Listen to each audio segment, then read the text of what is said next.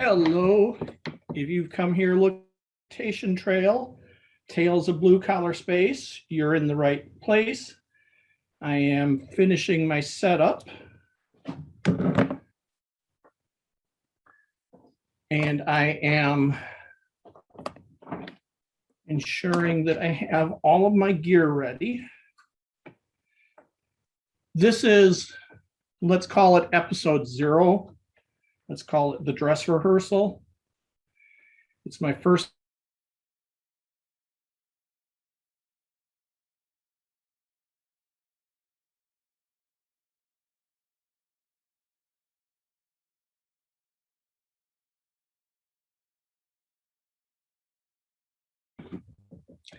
I'm still working out a few of the kinks.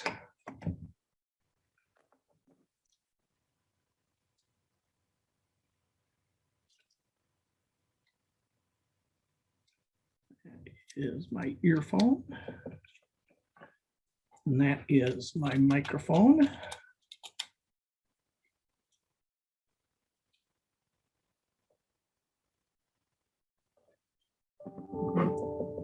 Since it is my first episode, I'd like to start first by thanking you for joining me, and second by giving a quick tour of my recording studio, which is by no means a high-tech audio-visual environment. It is, in fact, my treadmill. And, in fact, if I go to my video and switch to the rear camera, let me show you, first of all, show you all my boxes of books, but show you my setup.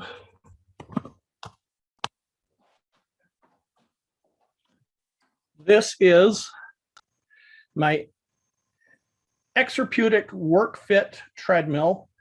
Horrible, horrible name. I cannot say how bad it is, but it's a wonderful treadmill because it will do elevation up to 15%, which is where the real calorie burn starts. I really am most comfortable when I'm doing my workouts at 15%. Now, interestingly enough, I'm seeing a negative image on the screen, a right-left reversed image. I don't know what you're seeing, but hopefully that will come out okay. And if it doesn't, well, again, this is the dress rehearsal. This is where mistakes get made. You'll see here my Zoom recorder, F1 recorder, nothing to do with Zoom, the recording service, just a coincidental name, that is plugged into the microphone that I'm wearing. It is also plugged into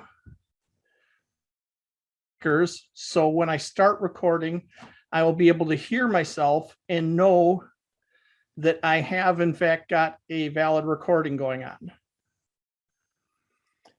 on. Beyond that, I've got my phone set up for my timer. And I've got, of course, power plugs for the phone, for the recorder, for the computer, for everything. Over here is my technical bookshelves and my fiction bookshelves with all of my work, including my blue collar space books, some of which are way down at the bottom. You'll see them show up when I put this on YouTube. They'll be part of the opening and closing credits. Other books of mine there. Going around to the rear, we see my wonderful show banner, layout by Luca Oliastri, one of my favorite science fiction artists, banner production by fellow author and also a printer and printing expert, Brian Donahue. And over here, we have my whiteboard, including some notes for tonight's session. And I've managed to completely wrap myself around in my cord, so I need to flip backwards. I need to plug the computer power back in. Prop up the computer. Switch the camera back.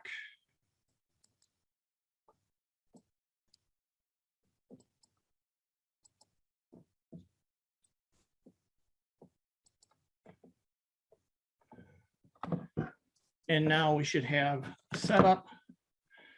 And my overhead light is in a really bad place for those of you who want to see my face, because every time I move around, you get a glare of light. One, or actually two other things I didn't show in my little grand tour. A medical alert device. Why? Because I'm here alone on a piece of power equipment. It's not 100% impossible that I could actually fall off the treadmill with no one in the house to know except my cats, Larry and Jerry, who are upstairs. And even if they cared to come rescue me, they can't get through the stairs, the door to the basement. So they aren't available to come rescue me if that happens.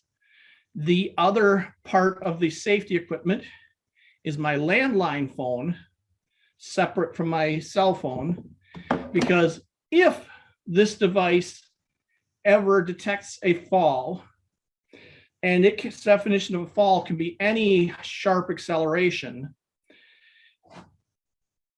a device over my head up in the bedroom will start beeping to say that there's an emergency.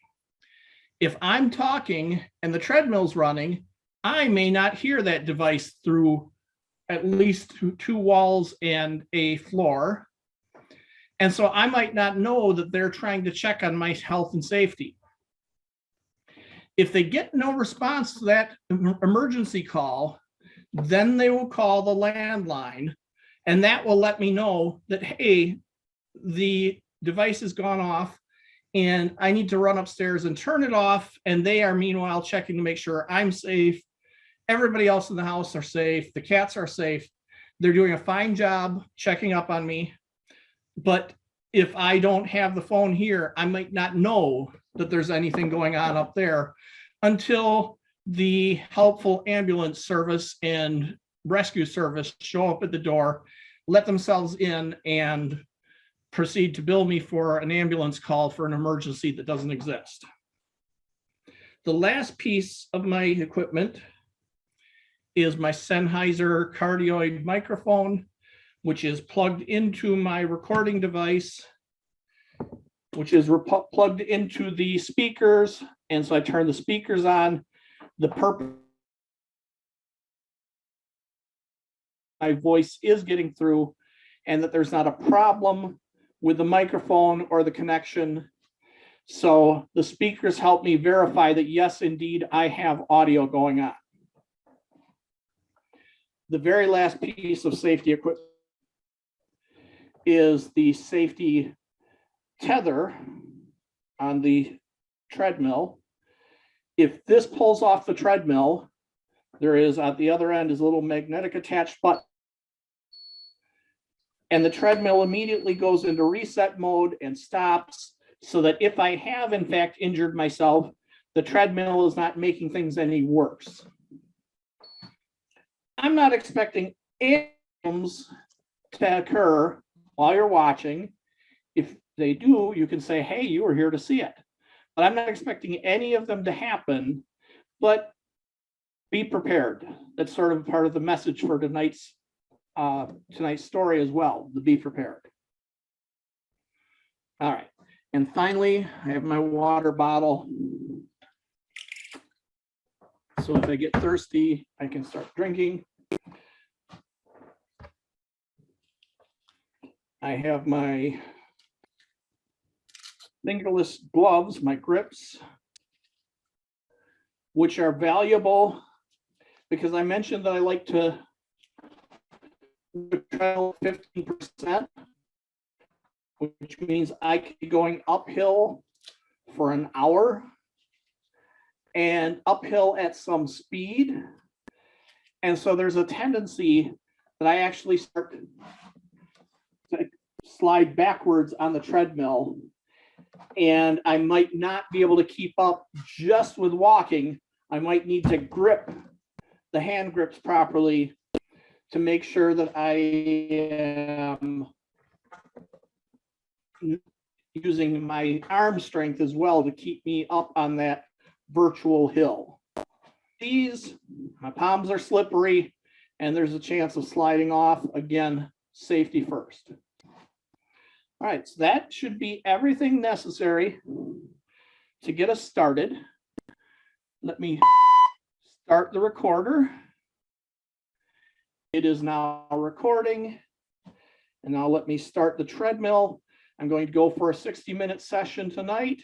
My normal workout is 90 minutes. We'll see which I'll do because 90 minutes is a lot of time for people to commit to view the story. But hey, if you like my work, you want to hang around for longer stories, send me email, let me know. I'll be happy to work into longer stories.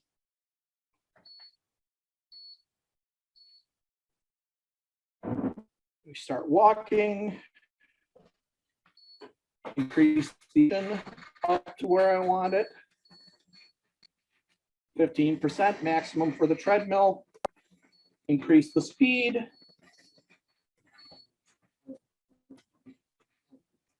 A nice early start at 1.5 miles per hour. I won't keep it that slow for long. I generally like to work at 2 miles an hour or higher. But let's get this first minute in at the slow speed. And I can start getting myself mentally ready to dictate. For those of you who aren't familiar with me, I dictate pretty much all of my fiction, seldom with an outline, more just a few ideas and a goal, such as for tonight. Let's start ramping up that speed. I don't have a name for this story yet. I just have a loose premise and some characters. And so I'm ready to start dictating. And my apologies to those of you who've never witnessed it before. When I dictate and then later transcribe with Dragon Naturally Speaking, Dragon does a much more accurate job if I actually speak my punctuation, period.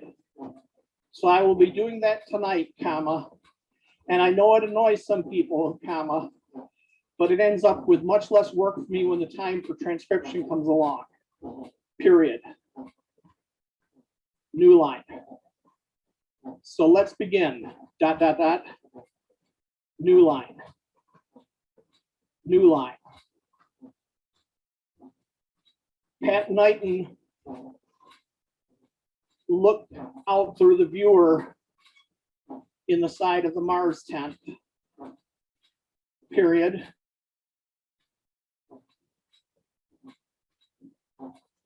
It was an actual, comma, electronic viewer, comma, not just a thick window, period. The point of this survival exercise was not surviving with minimum equipment, period. Ames and Holmes had run them through plenty of exercises like that, period. This trip was their extended Martian survival test, comma, and they were expected to use resources as if for a real Mars mission, comma, not just for emergency survival, period. New line. Note to self, colon, go back and retell that paragraph in first person, period. Blue collar space stories are virtually always first person, period. This should be Pat Knighton talking to us, period. New line. But then, comma, I had to wonder what constituted a real mission versus a test, period, question mark.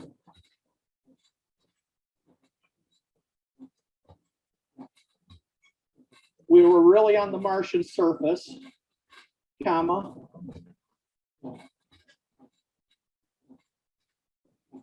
And we had a real mission plan and goals, period. We were officially registered with both the Maxwell City authorities and the System Initiative headquarters at Fort Fill in the blank, period. We had regular schedules for reports, comma. We had paperwork to file, comma. We had everything that a real mission would have, period.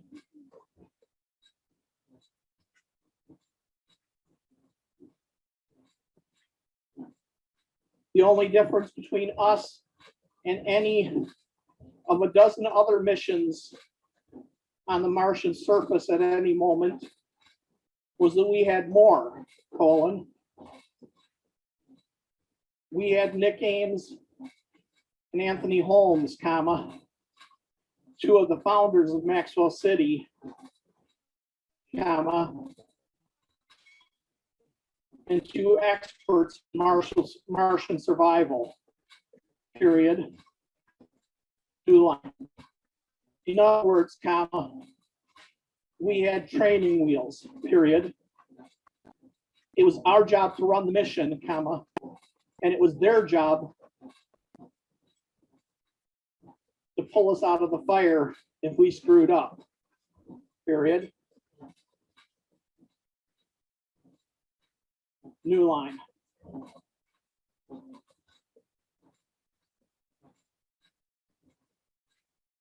My tent mate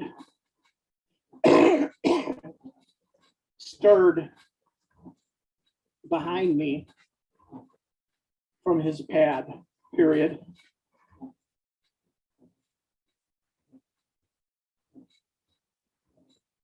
Knighton, comma, shouldn't you be sleeping? Question mark. New line. I glanced over my shoulder, period. Donahue's head was still buried under the light blanket. It was all the cover he needed in the climate controlled tent, period. I have a job to do, comma, Byron, period.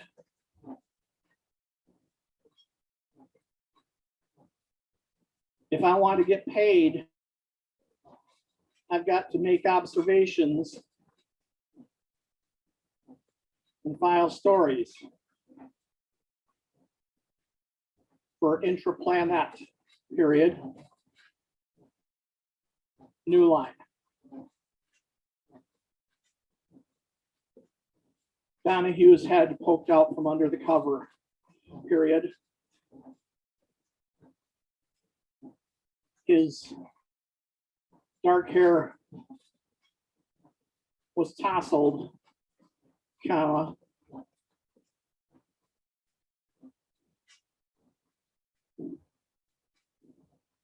and his gray eye took a moment to focus, period. What story? Question mark.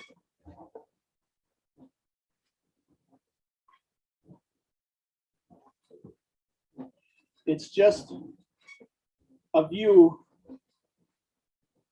over Caprides quadrangle, period, new line.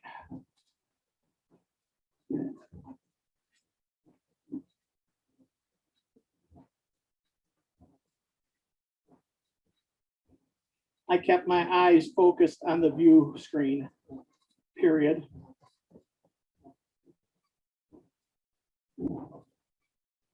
He was right, comma, but dot, dot, dot. Damn it, comma. I need more than just events, period. I need atmosphere, period. The experience of being out here, period. I need to burn that into my brain, period. New line.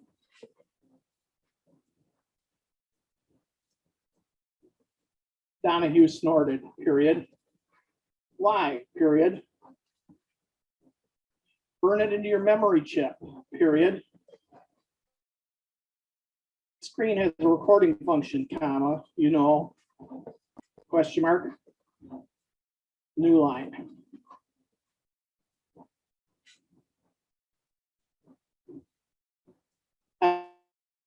Lecture, period. I know, comma, but this is how I do it, period.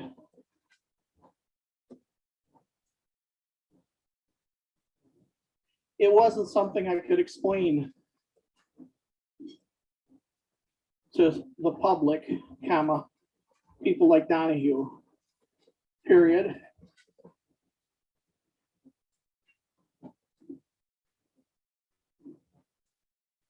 Holmes got it, period. Ames certainly got it, period. I think Donahue was sent here by his bosses so he would learn it, colon. You have to learn to really see, comma, to observe and notice details, period. You have to make them part of your inner story if you're going to capture them in the story you share with the audience, period. Any cheap journal can take recordings and play them live, period. I inform my audience, period. I am a reporter, comma, damn it, exclamation point, new line.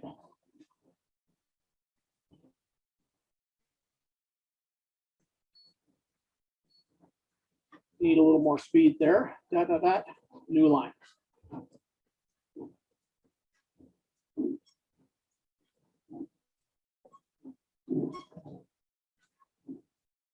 All you're doing is robbing yourself of sleep, comma, man, period. That's going to make you less sharp in the morning, period. Sloppy, comma, even, period. You could get somebody killed, semicolon. And if it's me, comma, I'll never forgive you, period. New line. At that, comma, I turned back and grinned, period.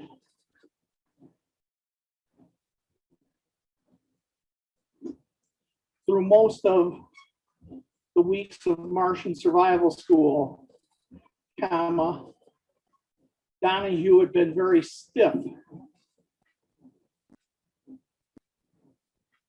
in his Black Initiative uniform, period.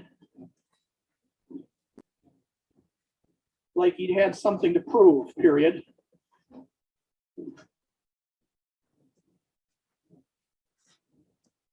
A lot of people in Maxwell City resent the initiative these days, comma, after Sheriff Mirage and her discovery of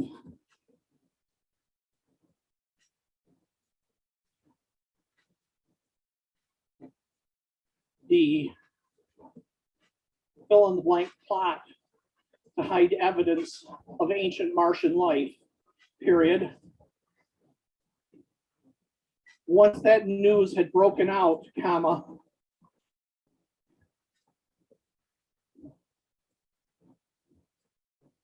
Initiative Command on Earth had changed all of the exploration rules, period.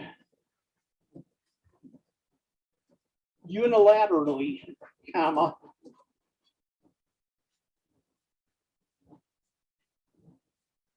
and swiftly, period.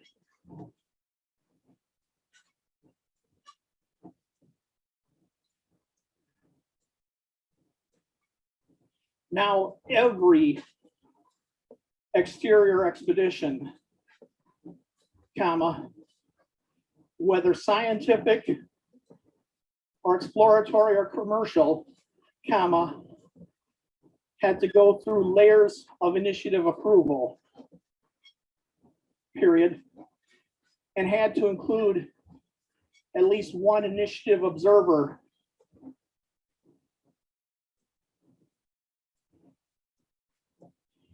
in every expedition, period. New line. The citizens of Maxwell City had howled over that, period.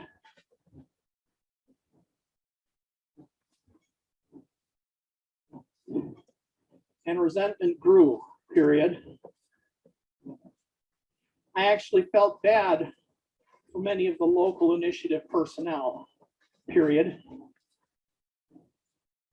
They had no more say in it than we did, period.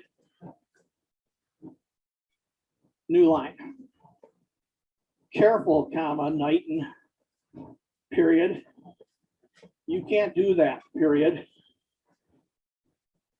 You can't identify with a side in the controversy, comma, not even to yourself, period.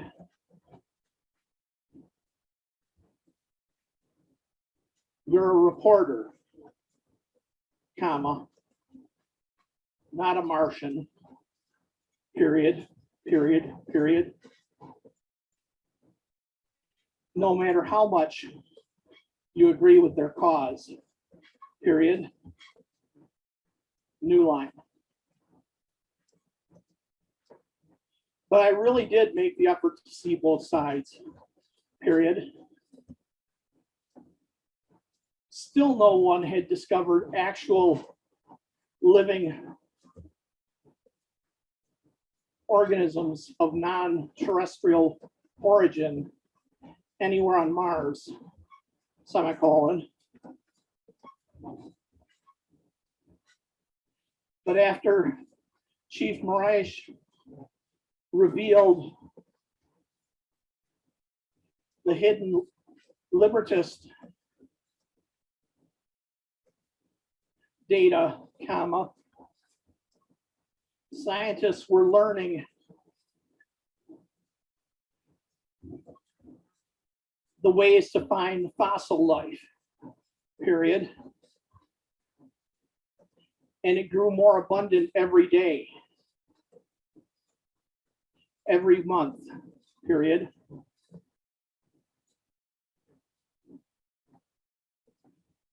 There was no denying it now, colon. No matter what the state of the Martian ecosphere today, comma, once it had teemed with microbial life, period. There were even papers suggesting small multicellular organisms, comma,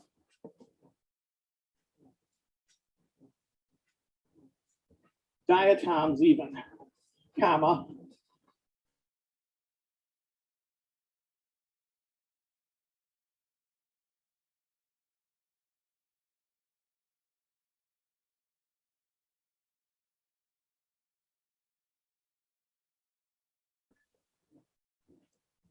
we're building a paleobiological history of the red planet, semicolon. And it was absolutely true that careless exploration and exploitation of the Martian surface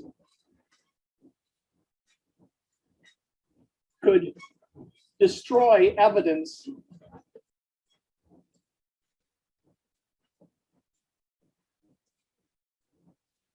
for the Martian history, period.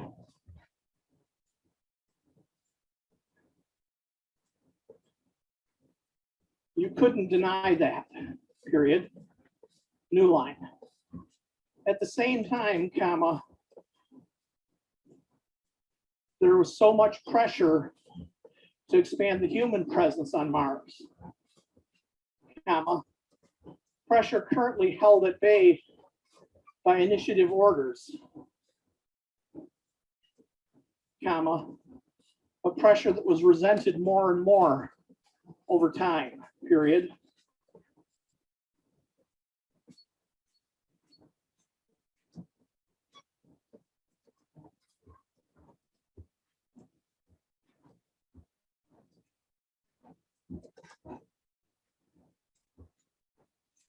The conflict was bubbling, comma, heating up, period. And I was there to capture it for my audience. Do that.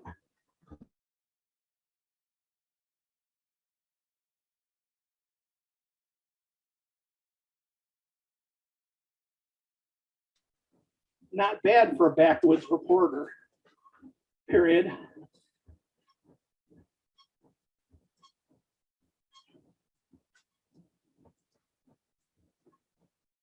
I'd gotten my start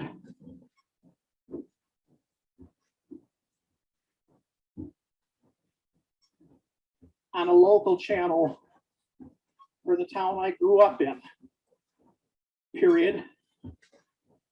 Now, comma, 15 years later, comma, I was one of the most rebroadcast reporters on Mars, comma, and in the top 50 for the solar system, period.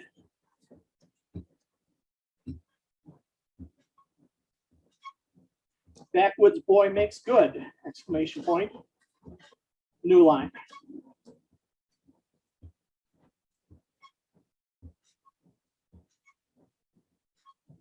But that was my story, comma, and I'm not part of the story, period.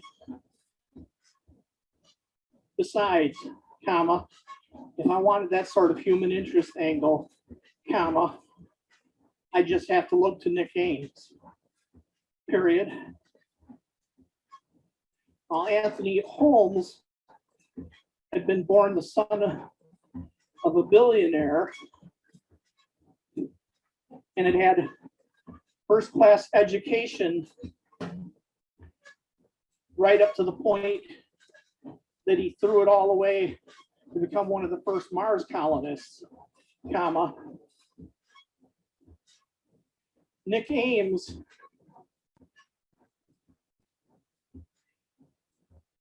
was even more hillbilly than me, comma,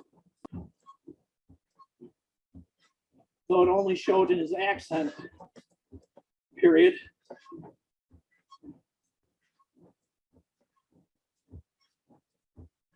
This is all public record, colon. His birth to a welfare family in the tiny town of Gurley, Alabama, comma, his runaway teenage years, comma,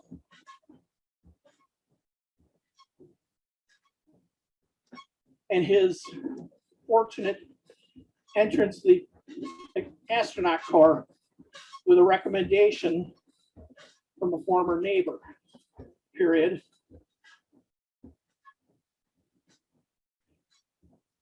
There was a story there, comma, and maybe one I would tell someday if I did enough digging, period. But that wasn't what I was here for, period. New line. As I heard Donahue's snoring resume, comma, I turned back to my viewport, period. No, comma, I was here to take my audience through a real Mars mission with real hardships and maybe real dangers, comma, and show them just how difficult it is to live on Mars, period. And maybe show them, period.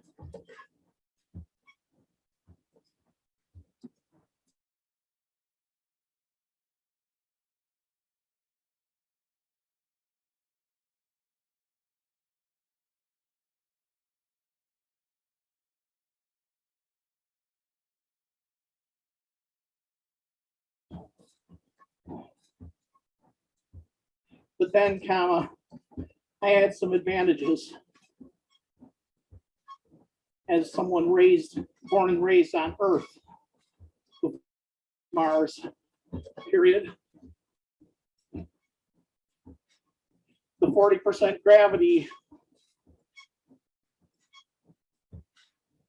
made sleeping really comfortable with just a thin pad to lay on, period.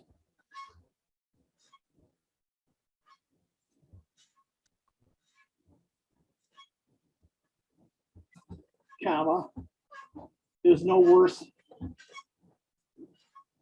than some of the rough ground I camped in as a kid, comma. But this mission wasn't about proving how tough we were, period. So I used the pad, period. New line.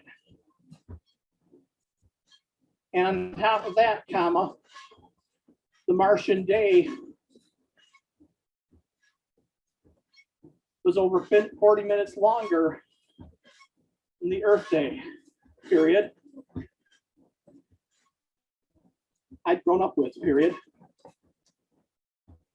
Inside Maxwell City, comma, a lot of folks adjust to the Martian day-night cycle, semicolon. But I had never had, period. Or really, comma, my adjustment was I could work a little later or sleep a little later as I spit, comma, and not feel tired even after a long day, period. New line. Granted, comma, Donahue was awake before I did, period. He'd make better use of the extra time. He was already up.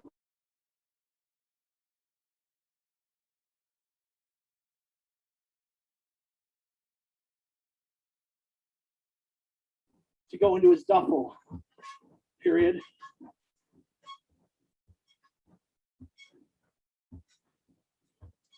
Get a move on, said, period. Don't want to be the last ones to pack up our tent, period. New line.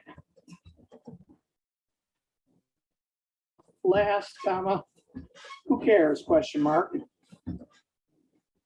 We all leave in the same crawler, period.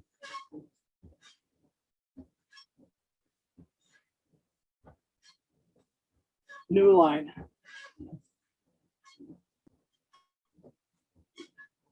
Yes, comma, but I don't want to give Reed an excuse to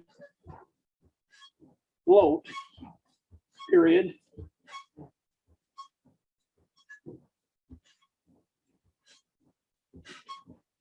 Kim Reed, comma, a planetologist from Cambridge,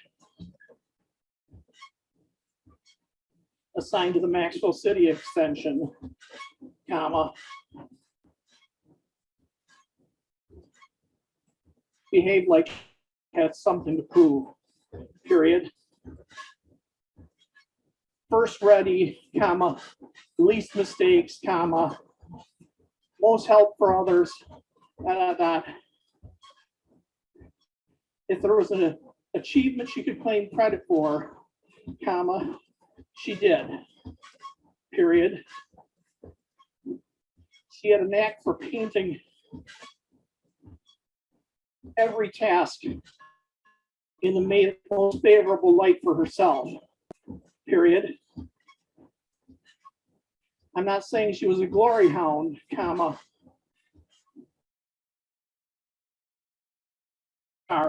period. I'd seen that before in academics, colon. Everything is about building your CV to put you in better position for the next teaching slot in pursuit of tenure, period.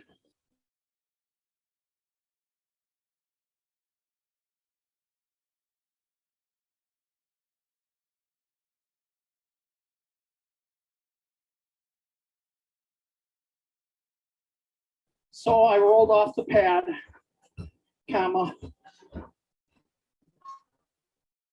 stripped out of my clothes, comma,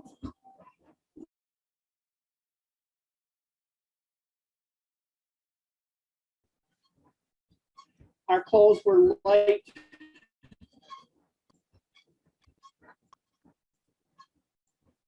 material grown in an assembler, comma, just like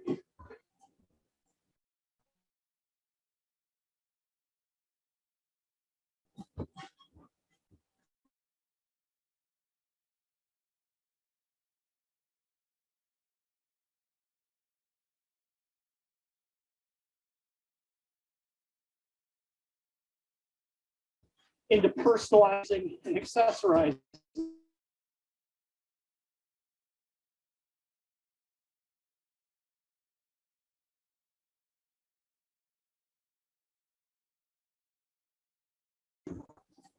From local tailors or even from Earth, period.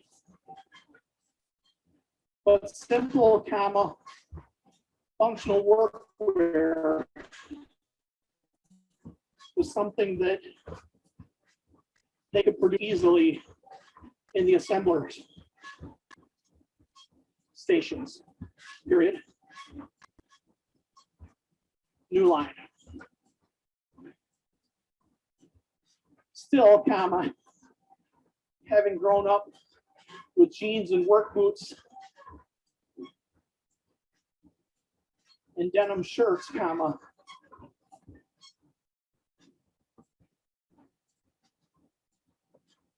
the Martian work uniforms felt flimsy to me, period. Like I was half naked, period.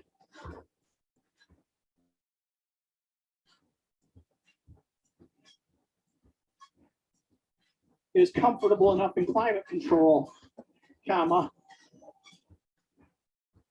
but even after working here, working at Maxwell City for most of a decade, comma, I still felt naked sometimes, period. New line.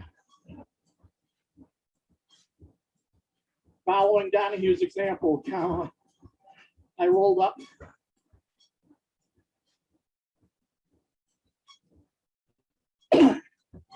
yesterday's clothes and tucked them into the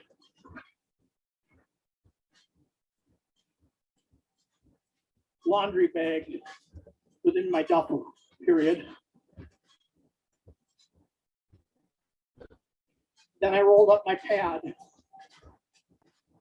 and tucked that back in another compartment, period.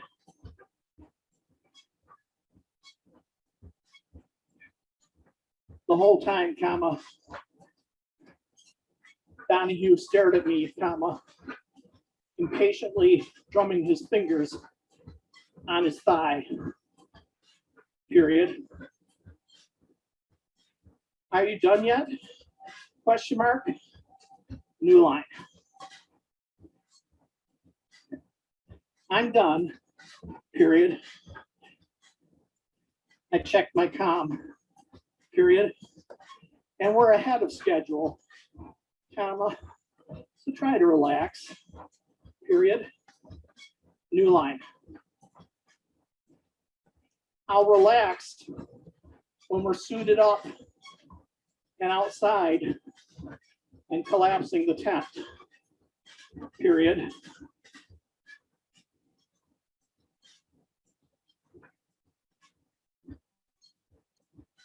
Without another word, comma,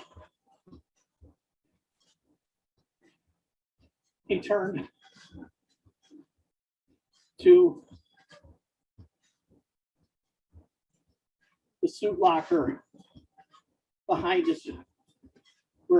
where he had slept, period. I did the same, period. New line. A locker is an exaggeration, period.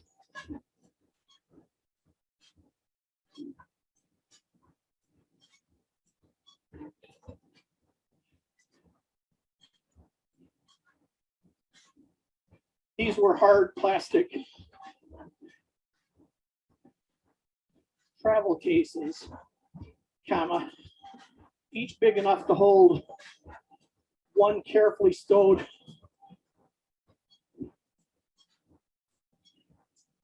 expedition suit, comma, boots, comma, helmet, comma, life support pack, comma,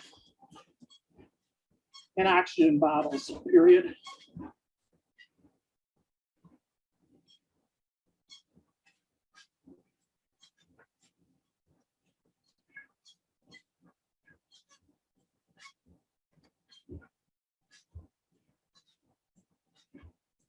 Each night when we camped, comma, we carefully stowed the gear, period. I had wondered at that, comma, worrying out loud the homes, period. What if there were a tent rip, comma, and we needed to get our suits quickly and they were packed away like this, question mark, new line. He had explained to me that proper stowage was actually the fastest way to get access to the gear, period. That if you just laid the suit out loose, comma, parts might get mislaid, comma, or you might fail to do a proper maintenance check, period. We always did a maintenance check when we stowed, period.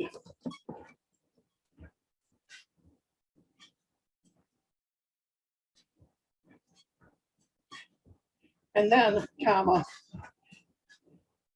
as was his habit, comma, he assigned me supplemental reading and viewing.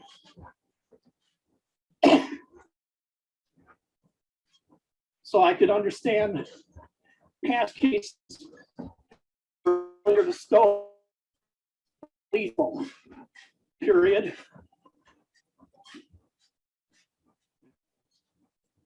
New line. And even that wasn't enough, period.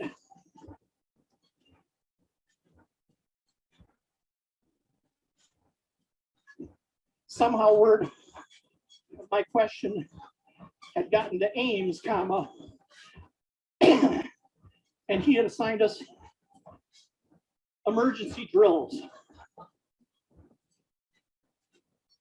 Colon, first with stowing, comma, then without, period. That was when I understood, period. If a tent were ripped too badly, comma, it didn't matter if your suit was stowed or not, period. You wouldn't have time to get in, period.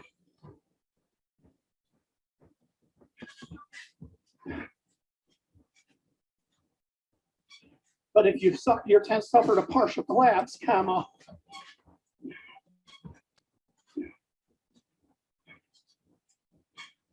you could find that the tent walls themselves made it impossible to search for loose equipment, period. Hopewell and I had drawn each other for that particular drill, period. She had ended up having to give me emergency oxygen.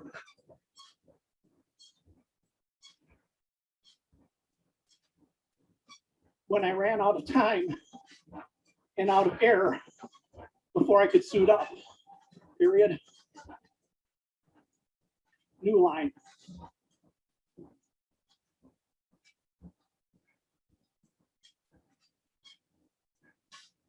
All right, we are running towards the end of our hour here. So I'm going to stop recording the audio. And then I'm going to stop the treadmill.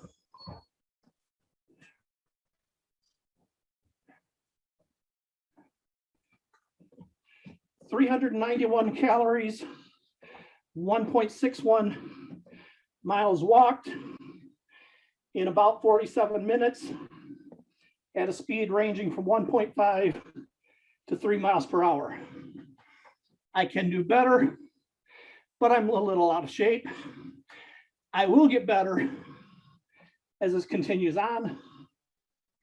What you can expect down the road are more stories in my blue collar space universe. That's the universe of The Last Dance, The Last Campaign, and of course the collection Blue Collar Space.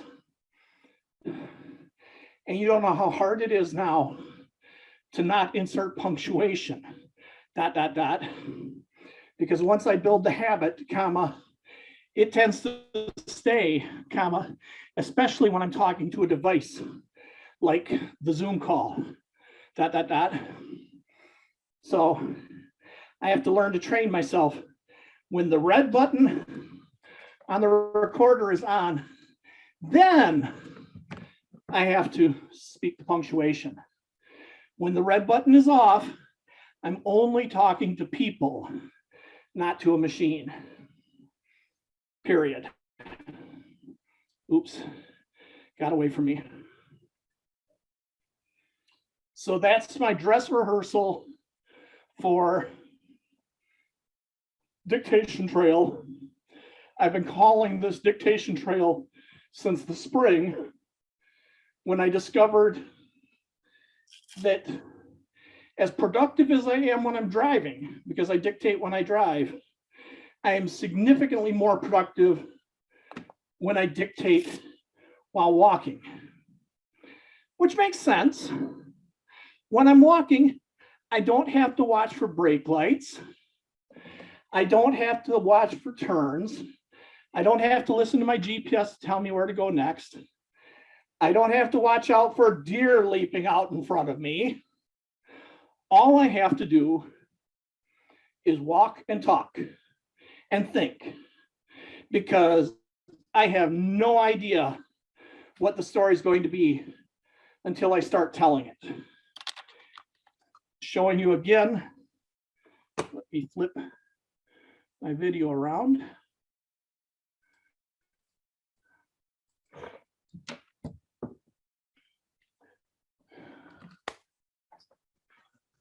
This is all I knew about this story starting out tonight. I knew it was going to involve a Martian Survival School mission. I knew that Pat Knighton, who is a heroic reporter from the last campaign, was going to be involved. I knew that Nick and Anthony are running a Martian Survival School, so they would be the natural ones to be involved with this mission. And I know what the mission's about. I have that much ahead of me, and we'll get to that in a later chapter. And I wanted to bring back two characters from the last campaign, Lisa Taylor, who is part of Chief Moraes' forensics investigation team in charge of data and data security. And Byron Donahue, he didn't have a name before this, but Donahue was one of the guards when Nick and Rosie and Gail and the rest investigated Boomtown and things went horribly wrong. So I felt like I ought to bring Donahue back and give him a role to play. Beyond that, Deirdre Hopewell, I'll be honest, I don't remember what she does right now. She is some sort of a biologist. And I mentioned Kim Reed as a planetologist. The last name on the list, Gordon Martinez, is a name that might be familiar if you paid attention in The Last Dance in chapter 2, Racing to Mars. There was a programmer as part of the scientific mission aboard the Aldrin at that point called Jerry Martinez. And I knew Jerry was going to have a significant role in the early exploration of Mars. But Jerry, I won't say he's old. He's no older than Anthony. Okay, 5 years maybe, but he's Anthony's generation. But he already had a long Mars mission of learning to survive on the surface. Unless he was going to do some sort of a refresher course, Jerry wasn't going to come on this mission. But I thought, you know, Jerry could very easily have offspring who might be involved. And so I came up with the name Gordon Martinez. And Gordon is the first generation of the Martinez family born on Mars. And he is trying to build the skills so that he can do the sort of work that his family did before he was born and can become a contributing Martian scientist for that. He's not in the same field as his dad. His dad was an expert programmer. Gordon is, I do not remember what, he might be the planetologist and Reed might be something else. I think that's it. He's the planetologist and Reed is something else. I'll have to go back in my notes. But I wanted to bring in a little bit of continuity with that first expedition that Anthony was ever on. And so I brought along a member of the Martinez family. Martinez, named actually for my friend Gama Martinez, an excellent writer working primarily in the middle grade space. His latest is a new story in the Peter Pan universe, and I highly recommend taking a look at that. And Gama is also an excellent programmer, so when I needed a programmer for Racing to Mars, I went through my friends list, saw who happened to be online at that time, and so I borrowed Gama's name and also some of his history because Gama is an extremely daring person who does cave diving and shark diving and bungee jumping and marathons and skydiving, and moved halfway across the country to a new job just so that he could have more opportunities he's ever done. So when I needed a brave programmer who was ready to go to Mars, Gamma was my role model there. All right, I've gone just a little over my promised hour, so that will be enough for now. I thank you for participating in this first dress rehearsal for Dictation Trail. Next week, we will start real sessions, picking up where this one left off. Thank you.